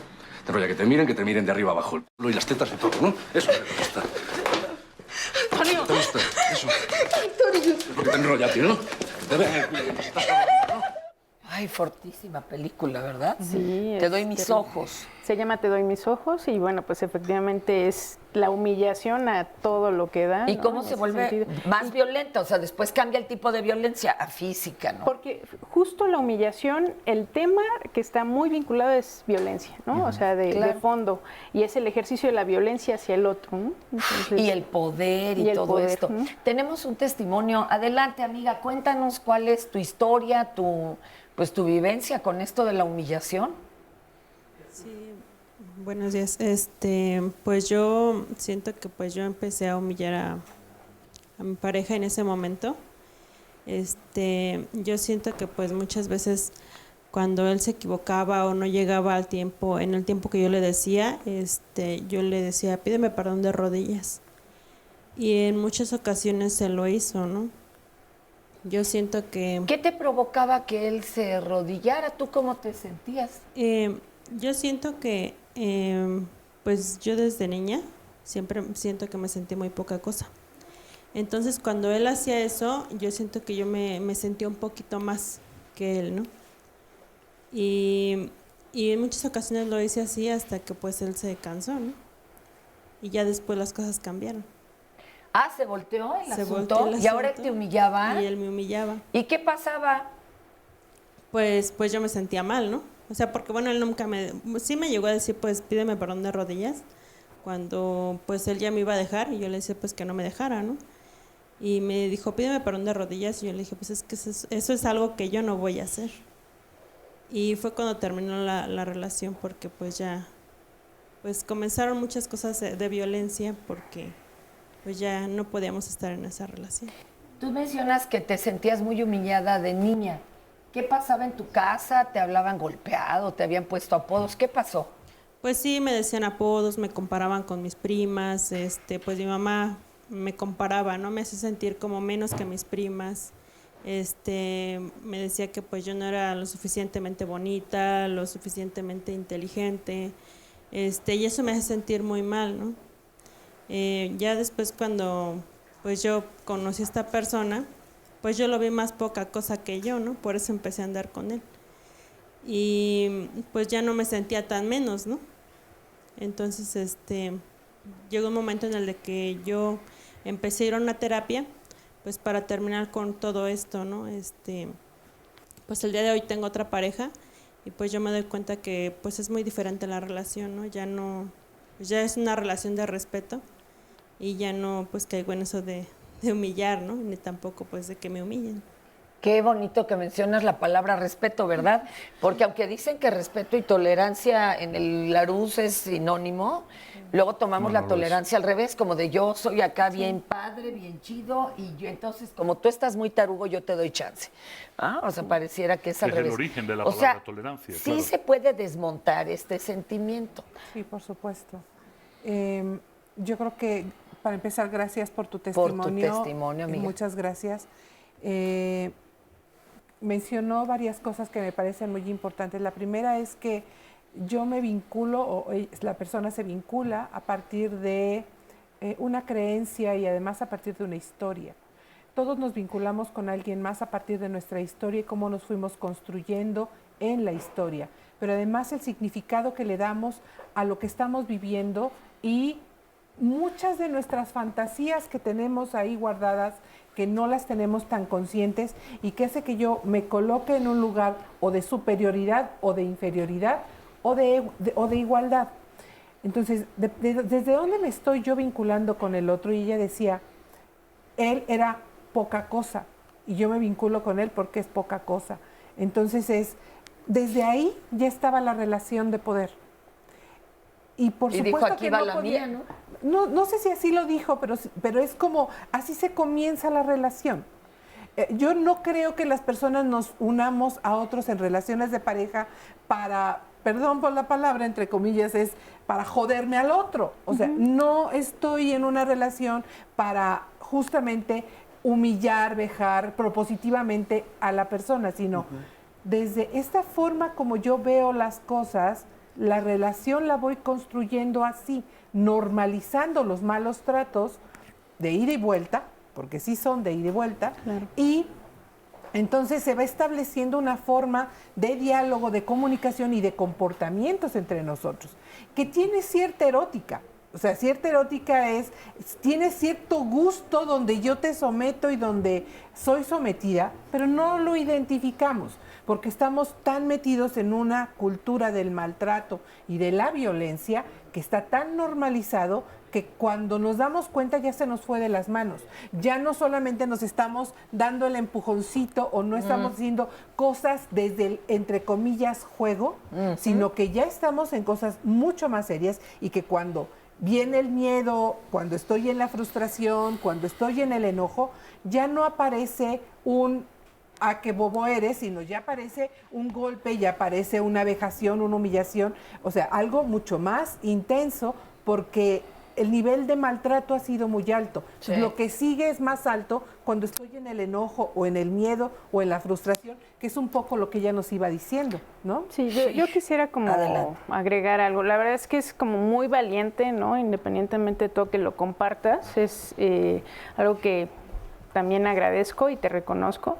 Y creo que pensando un poco, lo comentaba hace unos momentos, ¿cómo generar un cambio en relación a la humillación? Es justo cuando voy a mí y veo qué es lo que me pasa con estas acciones que yo estoy generando, las trabajo, las reconozco. de pronto es muy difícil, ¿no? Porque efectivamente, como dices, no entra una relación para fastidiar al otro, ¿no? En específico. No conscientemente. No conscientemente, pero bueno, finalmente se generan esos mecanismos y esas relaciones. Pero cuando yo reconozco que yo estoy ejerciendo esa parte de la humillación, también puedo estar tocando con sentimientos muy desagradables como la vergüenza. O sea, en lugar de generar la vergüenza con el otro, o sea, la genero conmigo, la vergüenza y la culpa, y obviamente pues no es agradable y no la reconozco.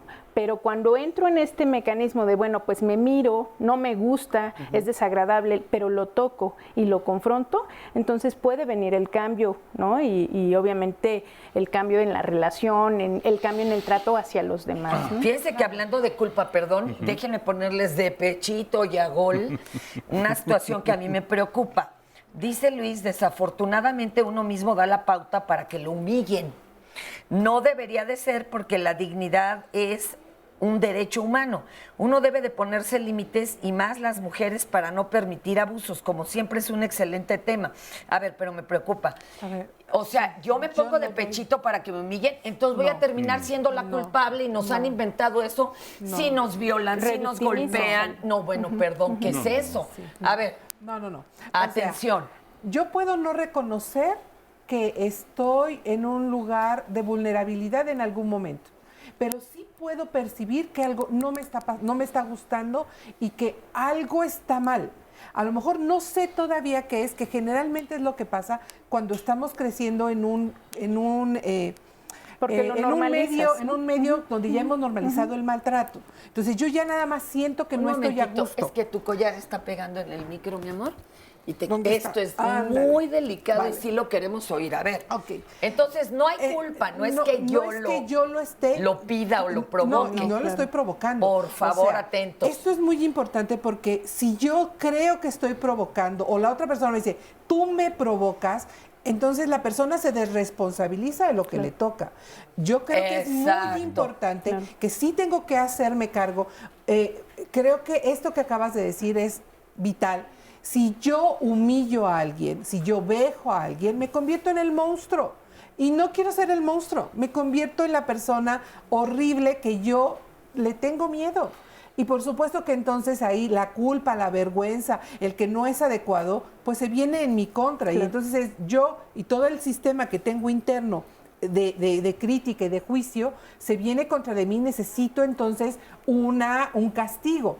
Y yo no quiero ser castigada. Entonces, fíjate cómo eso lo encubro como, pues, justificando mi acto violento. Él me lo pidió. Ella me lo pidió. Lo hizo. Sí, Pervico y ahorita lo merece, ¿no? De hecho, desde el principio del testimonio de esta persona que ha tenido la valentía de hablar, vemos que hay una pérdida. O sea, hay una pérdida de suelo. ¿Por qué? Porque en cualquier concepción del amor, no tiene sentido estoy con él porque es menos que yo. Verás, el amor ha tenido muchas formas de definirse a lo largo de la historia. Perdón, vuelvo atrás y me voy con Platón. Y cuando leemos el Banquete o el Fedro, lo que nos va a decir es que la búsqueda del amor es la búsqueda de aquello que te complementa, pero que aquello que es tu igual. La metáfora famosa de la media naranja, aunque en este caso a lo mejor era sobre un amor homosexual, recordemos también. Pero que en este caso es lo mismo. O sea, lo que buscamos cuando amamos es buscar a nuestro igual, no buscar a alguien que podemos someter. Eso no es amor, eso es posesión. Y si es posesión, es objetualización del individuo. Lo tenga un refrán que se dice, maldice en la España machista, de la maté porque era mía. O sea, el sentido de posesión. Entonces, cualquier relación amorosa, sentimental, que empiece con no es igual que yo, pero lo quiero, no es igual que yo, pero la quiero, no sé por qué está conmigo, porque es más que yo, eso tiene los días contados. Claro. Y si no tiene los días contados, es una tragedia anunciada.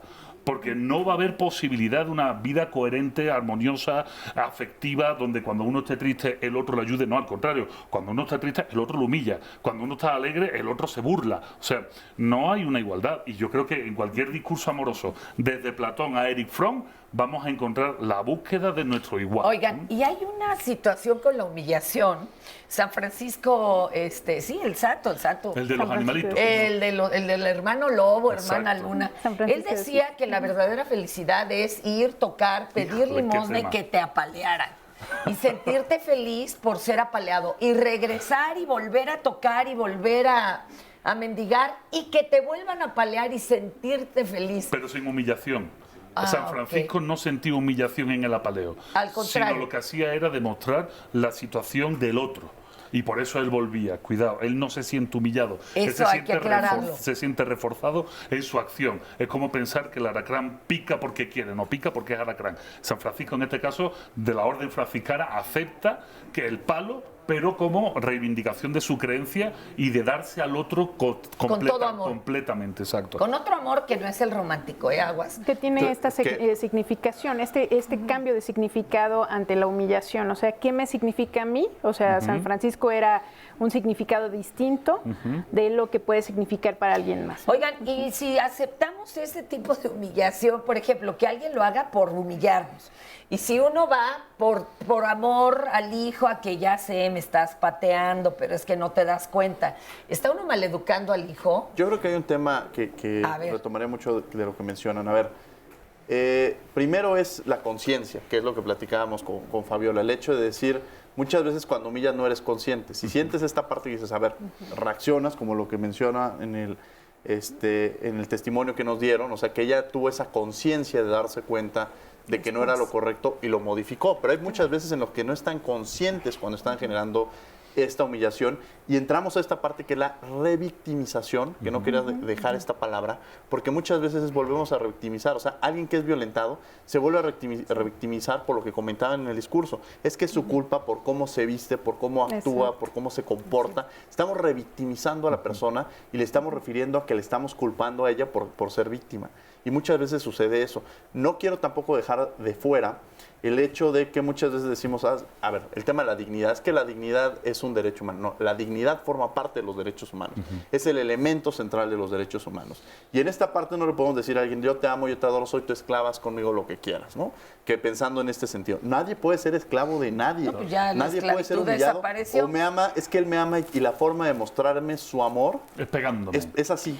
A ver, pero eso es parte del mito del amor romántico, de lo que nos han dicho que es amor, de que tiene que haber pertenencia, entrega, que tiene que haber dolor, que además el amor todo lo puede. ¿Qué hacemos con esa creencia? Porque ahí sí vamos como amaestrados, ¿no? Que es un poco lo que veíamos en el corto, ¿no? De la película de Te doy mis ojos. Finalmente desde el título, ¿no? Te doy mis ojos. Es cosificas a la persona y desde ahí yo tengo derecho a hacer contigo lo que me plazca. O sea, finalmente te pongo a mi servicio, te controlo, gestiono pues toda esta parte, ¿no? Y desde ahí también te lo mereces, te mereces el maltrato, ¿no? Entonces refuerzo también todas esas ideas, ¿no? Y romper algo que es muy importante, romper con esos esquemas. Decían, es que yo así me formé, es que a mí, cuando hablo del tema de género, de pronto es que desde niño a mí me enseñaron, pues bueno, te enseñaron así, hay que reeducarnos de nuevo y hay que cambiar ese esquema. Reaprender y no es justificar el decir, es que siempre es el discurso, es que a mí de niño así me enseñaron, ¿no? Y claro que no, al contrario hay que cambiar. Claro. Se vale. Se vale cambiar. Se tiene a veces. Y además es la característica humana, que ¿no? te van a sacar de tu círculo porque ya no aceptas que te humillen, ¿eh? Claro. Y entonces igual ya no te van a hablar o las tías o los hermanos, como este que nos dice, éramos 12 de familia, fui humillado por mis tíos familiares cuando mi hermano y yo éramos niños por el hecho de no tener dinero. Pero yo rompí el esquema con mis hijos. Habrá que ver si le siguen hablando los que lo humillaban. Ahorita regresamos porque igual vale la pena. Ahorita venimos. La gente cortesana suele ser dura con sus inferiores porque instintivamente ejerce represalias de las humillaciones perpetuas a que se ve sometida en los palacios. Amado Nervo, poeta y ensayista mexicano.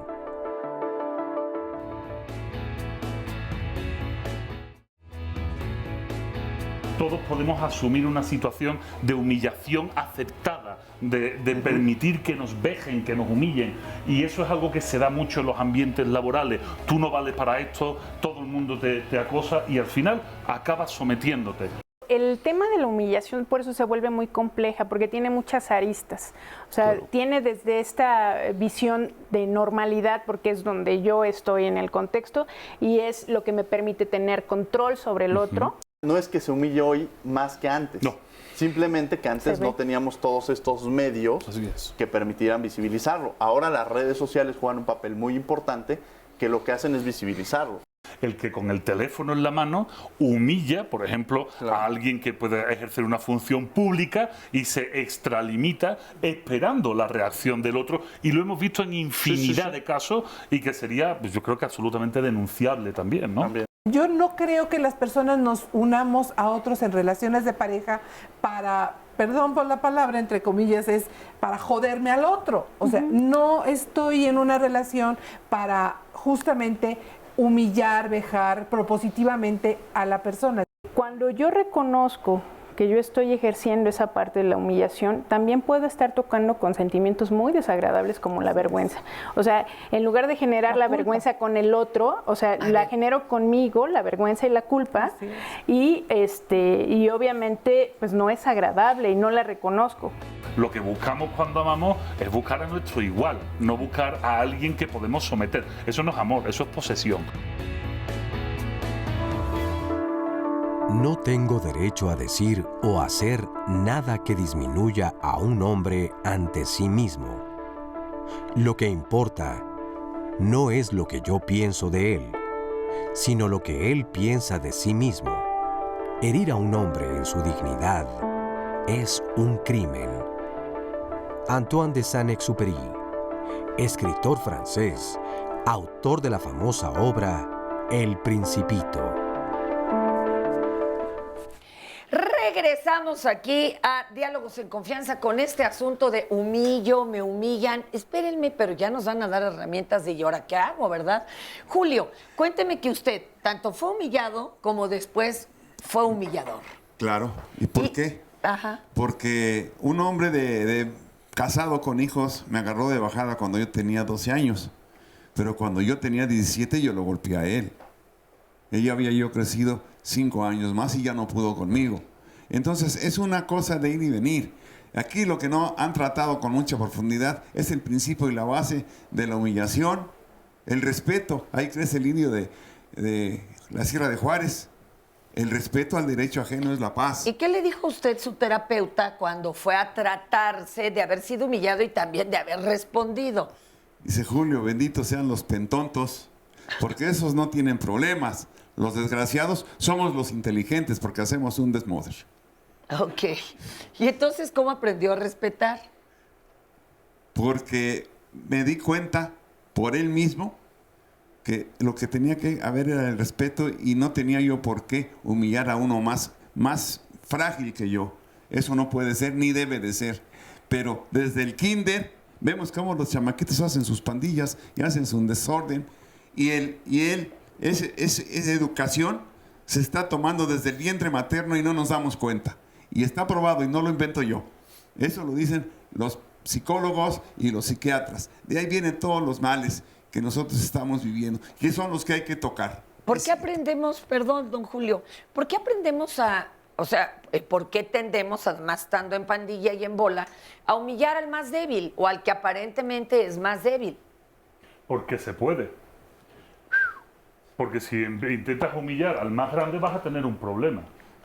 Es lógico. Entonces el hecho de la humillación es sentirte por encima de alguien, buscar una víctima vulnerable o en situación de vulnerabilidad y atacar. Y entonces por eso sucede.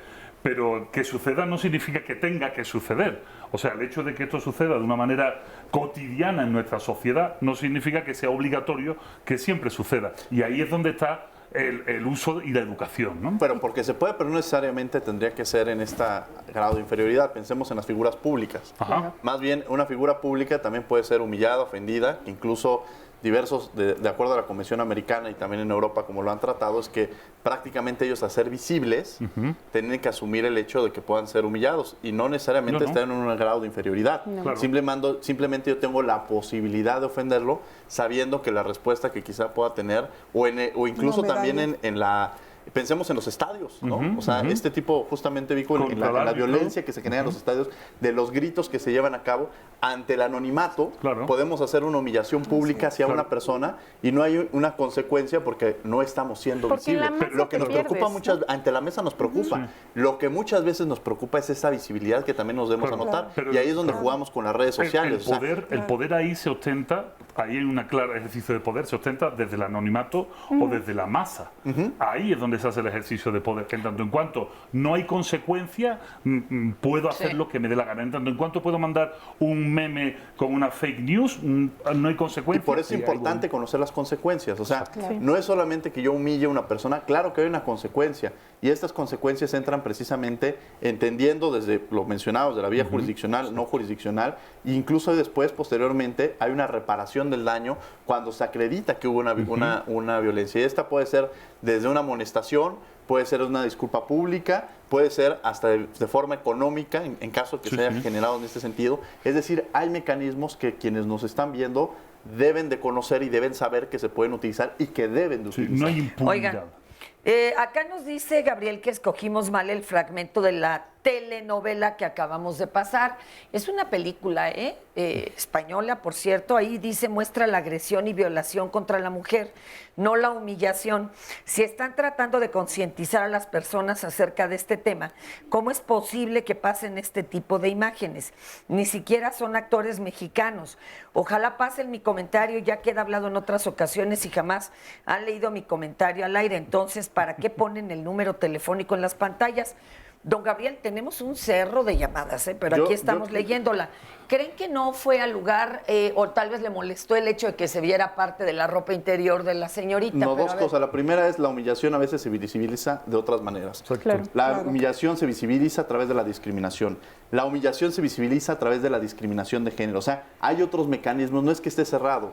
Hay una interdependencia entre cada uno de estos elementos que permite verlo. Ahora, a mí se me haría, con el respeto del señor Gabriel, desde el momento en que él está generando una humillación porque está catalogando de acuerdo a que como no son mexicanos y son de otro país, entonces no se vale visibilizarlos en ese sentido. Y como que es un género menor al ser telenovela, o sea, varias discriminaciones. Yo sí creo que la película, ese fragmento de la película tiene varios puntos importantes a ver.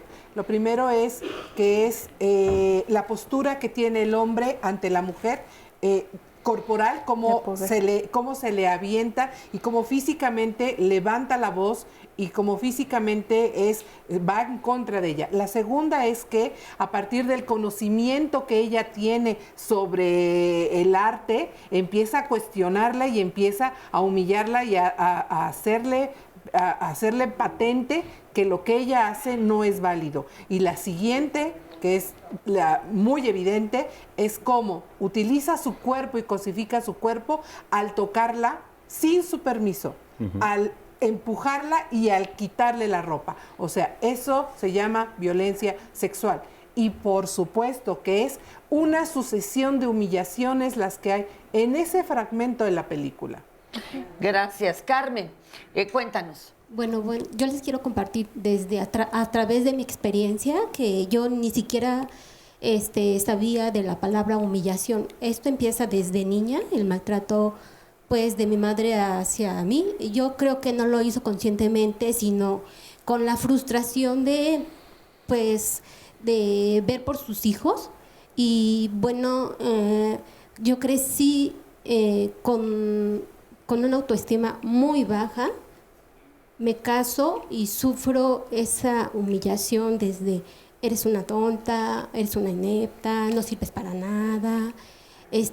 Pero yo lo escuché desde más abajo, o sea, desde mi madre. Y bueno, crezco con esto. Él me decía que yo era la culpable de lo que él estaba viviendo, que él sufría porque yo no le ponía atención, que él se enfermaba por mi culpa y todas estas cosas yo las cargué mucho. Llego a la asociación, me doy cuenta de que ya, o sea, ya escuchar a otras compañeras y decir, eso que ellas están viendo, yo también lo estoy viviendo, pero ya le están poniendo nombre y yo no le ponía nombre, yo no sabía estas cosas. ¿Y te atreviste a detener la humillación? Yo me separé, o sea, nos separamos. Hubo un divorcio.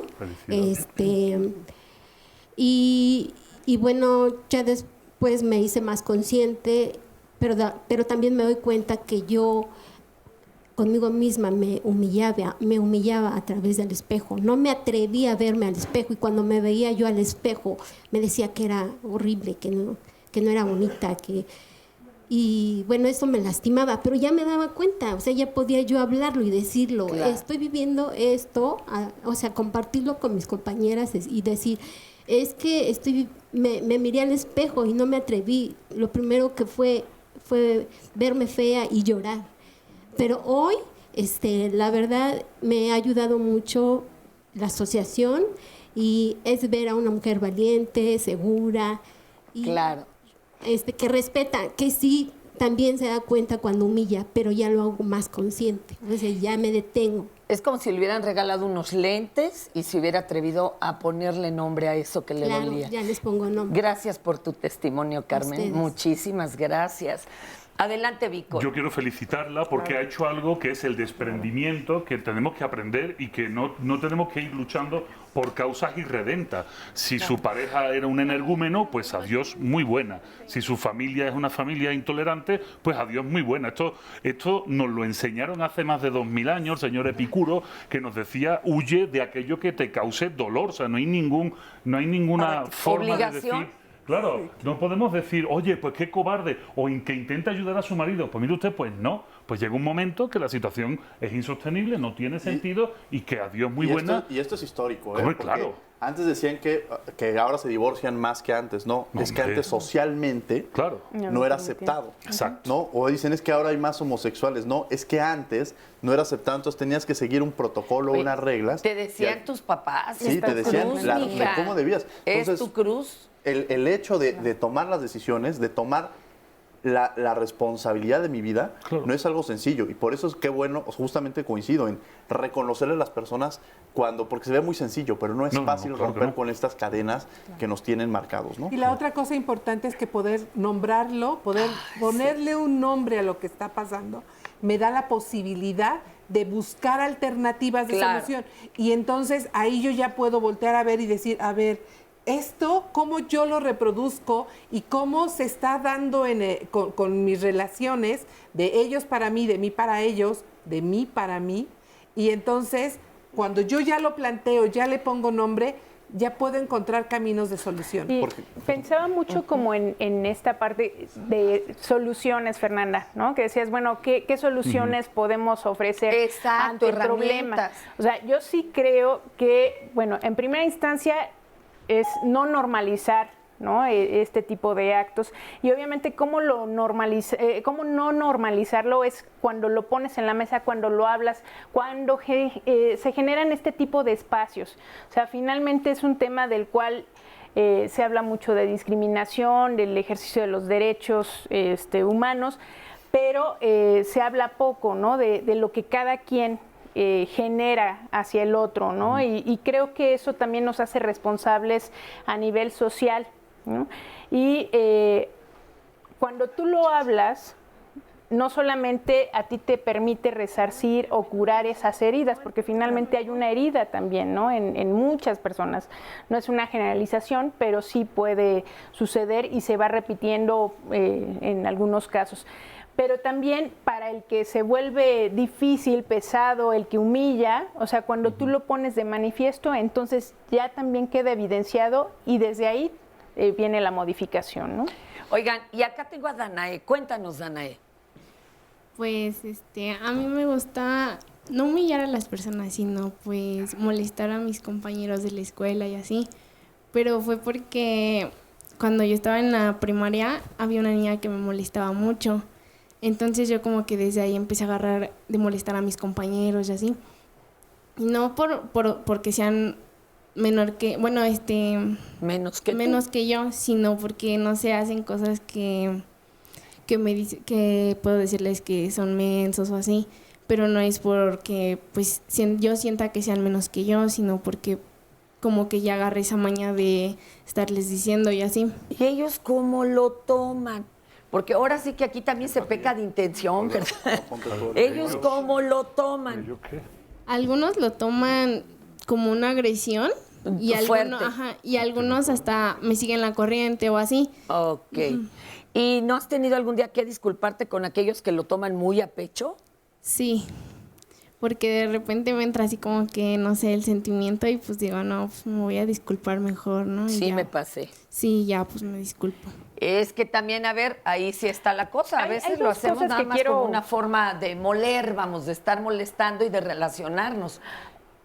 Un poco tomando esa parte y algo que mencionábamos en relación a la humillación, sobre todo también en redes, ¿no? Y pensando en jóvenes, es que a veces cuando incurrimos en falta, como que nos sentimos todopoderosos y jueces del otro y empezamos a hacer el señalamiento y en función también de eso es que justificamos a veces la humillación, ¿no? Entonces sí creo que es parte de lo que tendríamos que visualizar, o sea, por un lado y por el otro lado generar, ¿no? Nuevamente esta parte de educación desde edades tempranas, pero eso no quiere decir tampoco puedas llevar este tipo de educación con adultos, con jóvenes. Y los medios de comunicación juegan un papel fundamental. O sea, los medios pero también nos agarramos de barquito a un personaje. Sí, ahora le toca el Bester y todos contra ese personaje. En ese caso, pero también cuando hablamos de estos temas estamos visibilizando. Cuando por decían, lo menos. bueno, es que no se hace, bueno, pues los medios de comunicación juegan un papel importante para empujar y que se visibilicen este tipo de cosas. Oye, ¿y sabes qué sirve también? Aprender a decir, oye, me estás lastimando. Claro. Y que de veras tengamos el valor civil de decirlo, o sea, tu papá, tu primo, ¿sabes qué? Tus comentarios, tu actitud, de veras me están lastimando. Y en el día a día veamos quiénes estamos discriminando por cuestiones de sexo, por cuestiones de religión, por cuestiones de género, por cuestiones de alguna discapacidad, o sea, que en el día a día estemos conscientes de cómo nos estamos comportando y desde esa manera nos estamos dando cuenta, veamos o seamos conscientes cuando estamos humillando a alguien y que esto, en el tema de empatía ocupándolo, cómo nos sentiríamos nosotros estando del otro lado. Básicamente recordemos el principio de oro de la ética. Comportémonos con los demás como esperamos que ellos se comporten con nosotros. Así nomás. Oiga, pues ahí se queda para pensarlo y para sanar. Muchísimas gracias por habernos acompañado hoy en Diálogos. Los veo mañana.